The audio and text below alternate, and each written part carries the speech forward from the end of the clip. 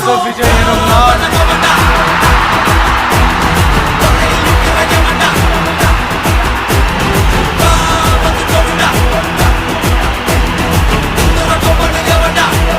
சட்டப்படி அமைக்கப்பெற்ற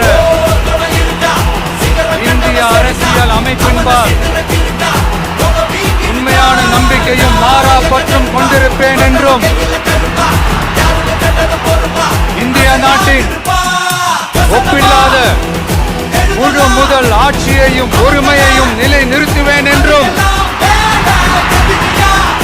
தமிழ்நாட்டு அரசின் முதலமைச்சராக உண்மையாகவும் உளச்சான்றின்படியும் என் கடமைகளை நிறைவேற்றுவேன் என்றும்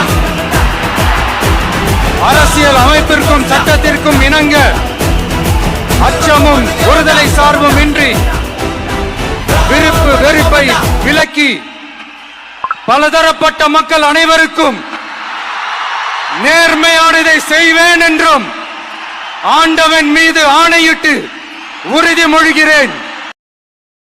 Download ShareChat.